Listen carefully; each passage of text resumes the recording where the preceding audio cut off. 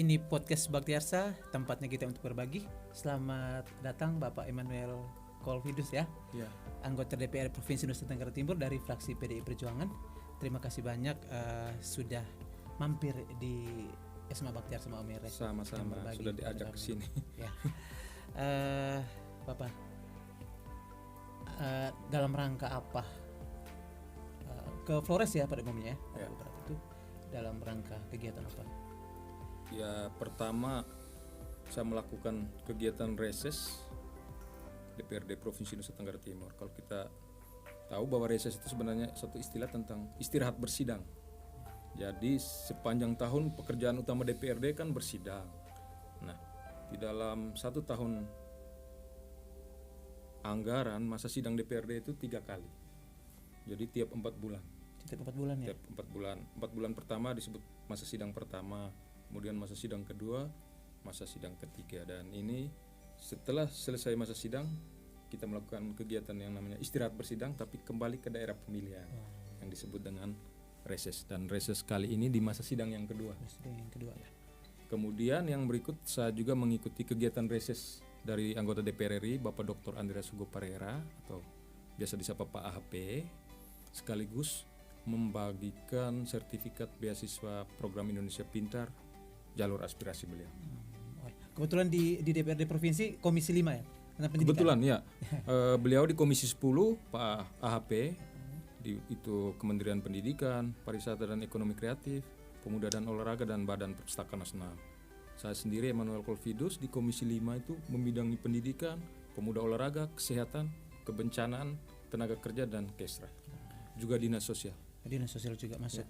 Berarti ini kabupaten yang keberapa ini yang dikunjungi ini dalam masa reses ini? Kalau reses itu kembali ke Dapil kan. Ke Dapil. Saya kalau DPR provinsi kan daerah pemilihan saya kan Sika, ND, Ngada, Nagikeo. Jadi saya hanya boleh di berkeliling di Dapil itu di ya. 4 ini. Kalau Pak Andre kan 10 kabupaten. Jadi dari Pantar Alor sampai di Manggarai Barat.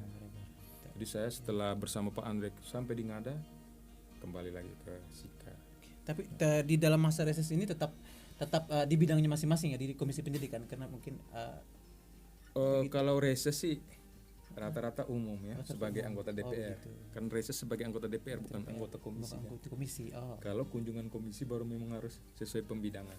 Kalau reses ini kita bisa ke semua penjuru mata angin. Tapi saya dengan beliau Pak Andre biasanya ya, salah satu konsentrasi adalah dunia pendidikan ya. Oke. Jadi kita juga kehadiran Bapak di lembaga pendidikan ini juga kan untuk memberikan beasiswa PIP ya? PIP ya. Program Indonesia Pintar ya. Oke. Jadi terima kasih banyak ya sudah artinya bahwa sekolah kami ini menjadi salah satu sekolah yang dituju yang mendapatkan itu. Mungkin pandangan Bapak sebagai anggota DPR terkhusus juga di bidang pendidikan, terkhusus pendidikan di NTT seperti apa mungkin? Bisa. Ya, kita tentu saya bukan pengamat ya, saya justru harus jadi bagian dari pelaku pengambil kebijakan. Tapi ada paling tidak 2 isu utama yang kita hadapi di Nusa Tenggara Timur. Satu adalah kesejahteraan guru dan tenaga kependidikan, itu sangat dominan. Yang kedua adalah masalah infrastruktur pendidikan. Dan 2 hal ini mempengaruhi apa yang kita sebut dengan kualitas pendidikan. Jadi kalau kita simpulkan jadi 3 ya, kesejahteraan, infrastruktur dan kualitas pendidikan itu tergantung ya. Bagaimana dengan NTT ini kan artinya Mbak seperti kebanyakan orang kita kalau tidak salah ya, kalau tidak keliru kita masih menjadi tertinggal ya, mungkin provinsi yang tertinggal itu. Tapi kalau kita yang merasakan di NTT sendiri sebenarnya kita di dalam dunia pendidikan tidak terlalu tertinggal sebenarnya. Tapi pandangan itu bagaimana Bapak melihat tentang hal ini? Sesuai hasil statistik tidak mungkin kita menolak. Itu satu refleksi untuk kita. Tapi saya tetap merasa bangga dan percaya diri. Kenapa? Banyak tokoh nasional itu lahir dari Nusa Tenggara Timur kan? Artinya potensinya ada. Cuman kita mungkin ada tertinggal di infrastruktur pendidikan, bahkan juga di kesejahteraan pendidik dan tenaga pendidikan. Ini yang mempengaruhi juga proses kualitas pendidikan. Tapi tidak boleh terpukul atau merasa rendah, pesimis gitu. Dengan statistiknya banyak toko besar yang lahir dari Nusa Tenggara Timur, bahkan Maumere, Flores semua toko nasional kan. Itu jadi banyak. untuk apa pesimis? Sebenarnya kita bisa. Terkait dengan mungkin anggaran dari pemerintah provinsi ya. Terkait pendidikan itu mungkin ada banyak jalur begitu. Kami ini awam tidak terlalu ini bisa. Kalau anggaran kan kita masuk di APBD kan. Anggaran pendapatan dan belanja daerah baik kabupaten, provinsi. Kalau di nasional namanya APBN. Tetapi di 3 struktur pemerintahan ini anggaran pendidikan wajib 20% minimal. 20%. Karena itu perintah undang-undang dasar, perintah konstitusi. Dan di provinsi saya bisa berbangga menyampaikan sudah lebih dari 20%, 27 bahkan bergerak ke 30% untuk dunia pendidikan. Tetapi tentu itu masih tetap ada kekurangan. Kenapa? Kita wilayah yang tertinggal sejak merdeka kan. Jadi mengejar ketertinggalan dengan wilayah yang sudah maju itu tidak mudah. Tapi kita terus bergerak untuk itu. Tapi tentunya kami tetap berharap ya bahwa ada perjuangan-perjuangan dari Bapak mereka, terutama Bapak Andreas Hugo Pereira ya. Pastilah. Ya, beliau kan bisa DPR RI bisa bergerak untuk seluruh struktur pendidikan. Kalau kami DPRD provinsi minimal di kewenangan SLB, SMA dan SMK. Dan untuk 3 ini kami boleh menyampaikan bahwa Komisi 5 DPRD NTT sudah memperjuangkan yang namanya tambahan penghasilan. Baik untuk guru honor komite maupun guru tidak tetap yayasan. Untuk 11.000. Kita harus tahu 11.000 guru honor komite maupun tidak tetap yayasan di NTT itu 11.000 orang. Jadi kita perjuangkan berhasil tambahan penghasilan itu 450.000 per bulan. Tentu tidak semua orang. Karena anggaran terbatas. Jadi hanya yang memenuhi syarat-syarat yang ada kriteria ya, ada kriteria. Misalnya satunya ada penghasilannya belum sampai UMP. Upah minimum provinsi. UMP kita itu 1.975.000. Nah, di mana guru-guru honor belum mencapai itu, tentu ditambahkan dengan tambahan penghasilan tadi ya minimal mencapai UMP. Karena syarat itu syarat undang-undang. Orang yang mempekerjakan orang lain gajinya harus UMP minimal. Nah, itu satu. Yang kedua, dia harus sudah minimal 2 tahun bekerja di sekolah itu. Tidak bisa yang baru kan. Sudah minimal 2 tahun, penghasilannya belum UMP itu yang mendapatkan. Tentu belum bisa mengakomodir semua, tapi itulah perjuangan ya. Sesuai dengan keadaan tadi NTT kan masih tertinggal. Terlepas dari situasi itu bahwa memang dari aturan secara undang-undang sudah demikian. Tapi kan juga kita melihat bahwa ada lembaga tertentu atau yayasan tertentu yang belum secara maksimal memberikan istilahnya penghargaan terhadap pengabdian daripada para guru itu. Ini bagaimana pertimbangan dengan anggota DPR provinsi terkait dengan situasi di lapangan itu? Nah, itu mengapa ada perjuangan tambahan penghasilan, belajar dari itu pengalaman kunjungan lapangan. Ya, ada yang cukup memprihatinkan untuk kesejahteraan teman-teman guru, tenaga kependidikan, sarana prasarana. Jadi dengan kemampuan yang ada, sementara kita seperti itu ya mencoba mencapai UMP. Mestinya idealnya ya pendidikan itu harus nomor 1 utama, karena tidak ada bangsa yang maju tanpa pendidikan yang maju. Jadi idealnya kesejahteraan guru itu harus nomor 1. Tapi saya yakin itu perjalanan dan perjuangan ke depan, dan kita berharap tokoh-tokoh pengambil kebijakan harus punya cara pandang yang sama.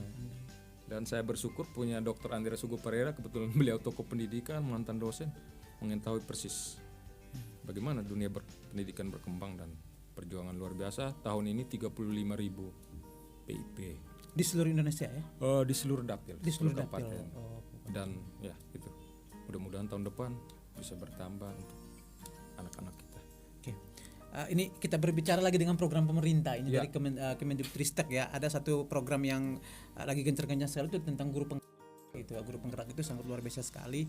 Ini tapi kita melihat juga antusiasme daripada guru-guru di NTT ini mungkin ini ya belum terlalu ini ya, masih ini. Mungkin itu ada pembahasan khusus tidak di DPR provinsi ada? Pembahasan guru penggerak itu kebijakan nasional sih. Kebijakan jadi kita mengikuti saja, tapi saya yakin kebijakan itu baik. Jadi silakan teman-teman guru mengakses program ini ya, bisa menjadi guru penggerak, karena itu bisa dijadikan salah satu syarat atau salah satu garansi bagi kita yang guru untuk memajukan karir kita, mudah-mudahan bisa diakses. Mungkin juga karena kendala internet ya. Iya, sekarang semua kan semua harus online ya kan, semua online semua. Go digital ya. Iya. Kemudian ada kebijakan P3K. Iya, P3K. Pegawai pemerintah dengan perjanjian kerja itu kan 1 juta. Ya tahun lalu kita masih tertinggal karena ya kekhawatiran pemerintah daerah. Wah, jangan-jangan ini penggajiannya dari APBD. Ternyata dari APBN kan. Jadi sebenarnya tidak soal, ini kan pegawai yang dibiayai oleh APBN.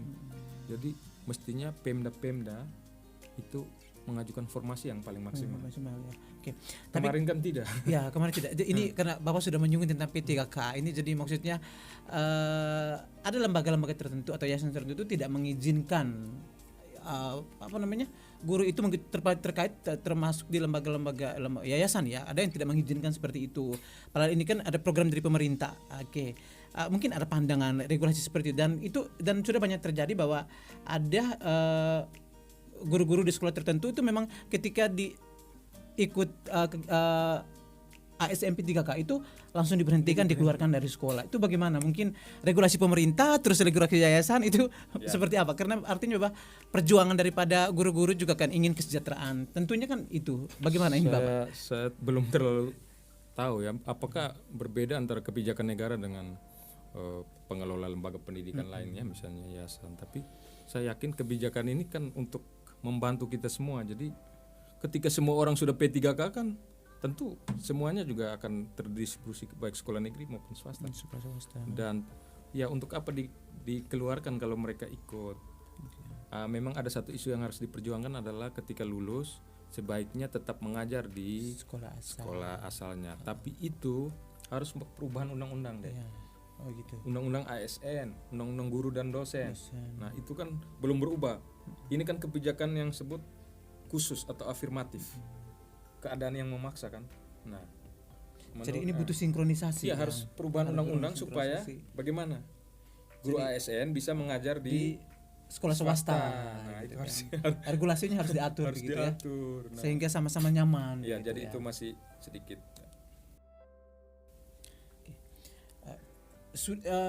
Bapak sudah kira-kira sudah berapa lama di DPR provinsi? Ya ini periode yang kedua jadi. Periode yang kedua ya? Ya ini periode yang kedua di setengah periode kedua jadi sudah 7,5 tahun. 7,5 tahun ya. Kan kalau 2 periode 10 tahun. 10 tahun. Terus di komisi 5 sejak awal atau? Itu baru di periode yang kedua. Di periode pertama saya ditempatkan komisi 1. Di komisi 1 itu isunya pemerintahan umum, pemerintahan desa. Itu yang sekarang ini yang pendidikan dan kesehatan. Pendidikan kesehatan. Ya saya merasa lebih sesuai passion saya.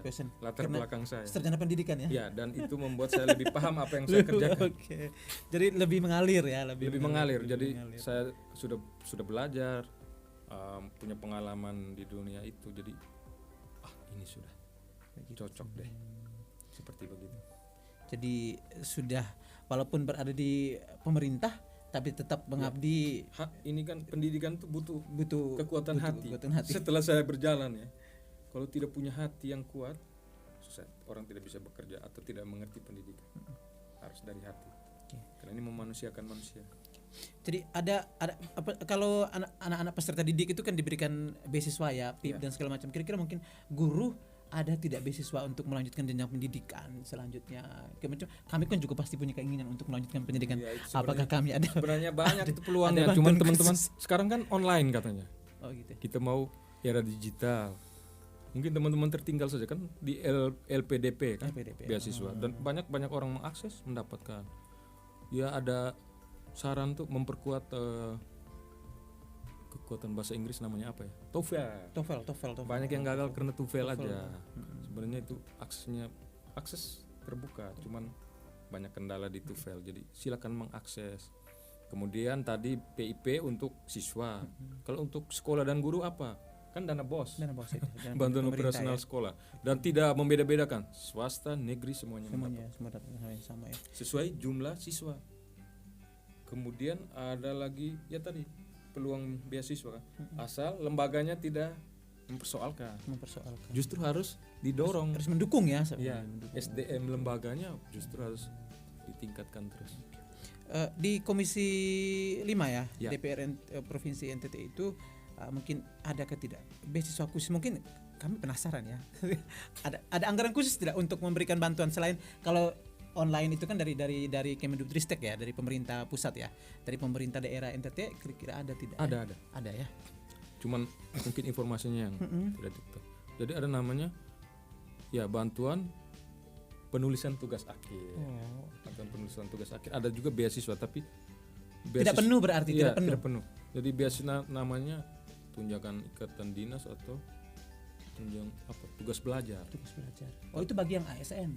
Betul. Kalau yang swasta tidak ada, hanya bantuan penulisan tugas akhir baik skripsi, tesis maupun disertasi. Itu bisa diakses di biro pemerintah. Mungkin karena informasinya terbatas dan kita belum mengenal siapa yang membutuhkan. Mestinya kami yang cari ya, mohon maaf ya. Mestinya DPR yang pergi cari, bukan DPR-nya yang dicari ya. Karena memang kan petugas rakyat. Kami yang mesti lebih mencari, bukan kami yang bos yang dicari. Lebih aktif ya, lebih aktif bergerak tuh gitu. Itu catatan yang penting untuk catatan saya. Ya, itu catatan menjadi catatannya. Tugas akhir kan lumayan. Oh begitu, bisa dibantu kan begitu ya. Skripsi, tesis, disertasi. Oke. Sebelum kita mengakhiri ya bincang-bincang kita ini Bapak, mungkin ada pesan-pesan khusus bagi Bapak Ibu guru dan juga peserta didik dan juga lembaga pendidikan itu terus sekolah, yayasan terkhusus di NTT terhadap dunia pendidikan saat ini. Memberi pesan itu mudah ya. Tapi tanggung jawabnya tidak mudah. Jadi untuk para guru, pengelola lembaga pendidikan, juga anak-anak sekolah percaya bahwa NTT bisa, Nusa Tenggara Timur itu bisa. Jadi terus bekerja keras, terus giat belajar. Saya yakin siapa yang bertekun pasti akan menjadi sukses, saya kira. Jadi ada tagline, berjalanlah sampai di akhir, maka sukses akan diraih. Jangan berjalan sampai tengah jalan saja. Berjalanlah sampai di akhir, di ujung, di akhir atau di finishnya. Di situ kita akan memperoleh juara. Mereka suksesan itu ada di ujung ya. Sukses ada di ujung. Baik, begitu. Bapak Penggawan, terima kasih banyak sudah hadir di podcast kami. Ini podcast Baktiarsa, tempatnya kita untuk berbagi. Semoga apa yang sudah Bapak Eman bagikan kepada kami bisa menginspirasi seluruh masyarakat NTT untuk bisa memajukan pendidikan di Nusa Tenggara Timur. Penggawan, terima kasih banyak.